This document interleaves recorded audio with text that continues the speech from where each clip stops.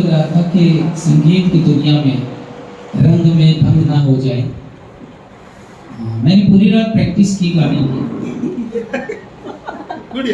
क्योंकि ऐसे ऐसे सिंगर्स के बीच में जाना था जिनके लिए मैं ये कहूँगा कि लोग सब कह सकते हैं।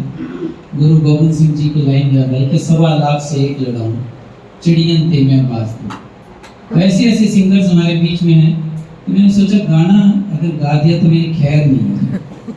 मैं अक्सर पंक्तियां जोड़ता रहता हूँ, और वो जब कराओके वगैरह देख रहा था तो कुमार विश्वास जी की कुछ पंक्तियां वहाँ पे आ गई, जिनमें वो बोल रहे थे कि पब्लिशर के लिए मैंने पुस्तक लिखी। क्यों लिखी? क्योंकि 2 पंक्तियां पढ़ ली उन्होंने कि टिंकू गर्मी की छुट्टियों में दादी के घर से घिया का बीज लाया, पूरे परिवार ने मिल करके आंगन में वो बीज लगाया, खाद और पानी में। अचानक उनके दिमाग में आया कि टिंकू और गर्मी की छुट्टियों में दादी के घर से क्यों लाया? गर्मी की छुट्टियों में तो टिंकू को मामा के नानी के घर जाना चाहिए।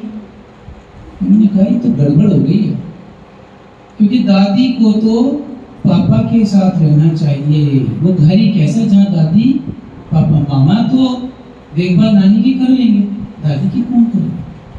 तो उन्होंने कहा हमारे गांव की जो बात है, गांव की बेटी, पूरे गांव की बेटी, गांव में रोटी, गांव की उस बात की। तो मुझे मेरी एक कविता याद आ गई, उसको थोड़ा सा संशोधित किया और कट शॉर्ट कर दिया समय को देखते हुए भी। तो इसकी शुरुआत इन पंक्तियों से कर रहा हूँ कि वंदना अस्पताल के सौजन्य से, वंदना अस्पताल के सौजन्य से जमी है ये महफिल, और एक दूजे से मिल करके चेहरे गए हैं सबके खिल। ध्वनि को समर्पित धुनों से, ध्वनि को समर्पित धुनों से दे रहे हैं सब आशीर्वाद, और सजगता इस कार्यक्रम की बिटिया को रहेगी सदा याद, रहेगी सदा याद। कितना बढ़िया सजीव और अच्छा कार्यक्रम है। तो वो गुरुजी बैठे हैं, इनके सामने मैं पंक्तियों को प्रस्तुत कर रहा हूँ। मेरे लिए मैं कहूँगा जजी जहाँ फर्स्ट मुझे ही आना है, लोग सबकी भाषा में बोलते, सबने गाया, मैं सुना रहा हूँ जी पंक्तियाँ देखी कि मुझे याद है वो कि शीर्षक है मेरा गांव भी अब शहर हो गया है। कि गांव किस तरह से शहर हो गया है, कि मेरा गांव भी अब शहर हो गया है, प्रकृति का वो नज़ारा देखे एक पहर हो गया है, मेरा गांव भी अब शहर हो गया। एक समय था जब चैन की सांस मिलती थी मेरे गांव में, पीपल की छांव में, पीपल की छांव में। मगर अब न वो माटी है, न वो माटी है, न वो खुशबू है, न वो बिछोना है, न वो आंगन है, न वो खटिया है, न वो सोना है। न चूल्हा है, न चौका है, न चूल्हा है, न चौका है, न चौबारे की शान है। इस पे कोई गुस्सा ना हो, क्षमा पहले ही मांग रहा हूं अगली पंक्ति पे। न चूल्हा है, न चौका है, न चौबारे की शान है, न घूंघट है, न पर्दा है, न बड़े बूढ़ों की आन है। देखो ये कैसा कहर हो गया है, मेरा गांव भी अब शहर हो गया है, शहर हो गया। सांझे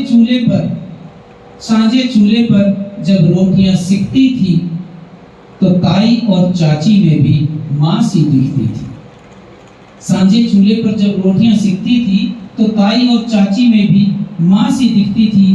ताऊ चाचा दादी दादा शब्द अब सारे खो गए हैं, और मामा मामी, ये बातें सोचेंगे तो कि मामा मामी मौसा मौसी रिश्ते अब गौण हो गए हैं। यहाँ अब दिन बड़े हो गए हैं, यहाँ अब दिन बड़े हो गए हैं, और रातें छूटी रह गई हैं। मन से मन के रिश्तों की दीवारें भी अब ढह गई हैं, और समुद्र सा प्यार अब लहर हो गया है, मेरा गांव भी अब शहर हो गया है, शहर हो गया है। वो बैठ के बतियाना और मिलजुल कर खाना खाना, दरवाजे और चौपाल में हंसना और हंसाना, दरवाजे और चौपाल में हंसना और हंसाना, और वो मट्ठा ठट्ठा दूर हुआ सब।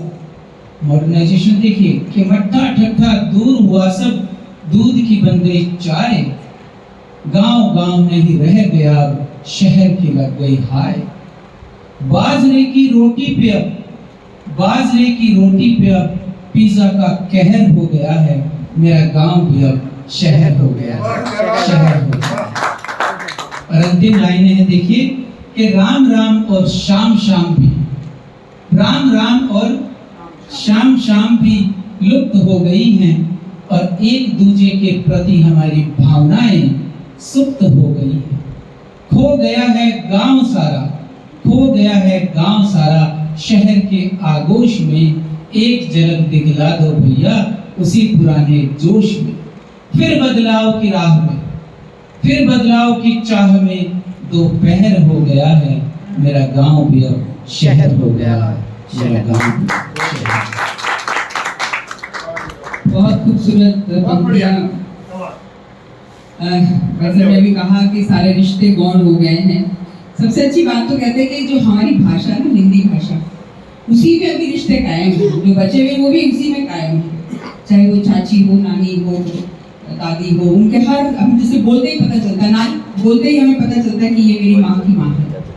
वरना ग्रैंड माँ, दादी भी ग्रैंड माँ है, उसकी चाची है वो भी ग्रैंड माँ है, नानी भी ग्रैंड माँ है। ऐसे ही सारी, चाहे वो मामी हो, चाची हो, बुआ हो, ताई हो, मौसी हो, तो सब आंटी के अंदर सब एक साथ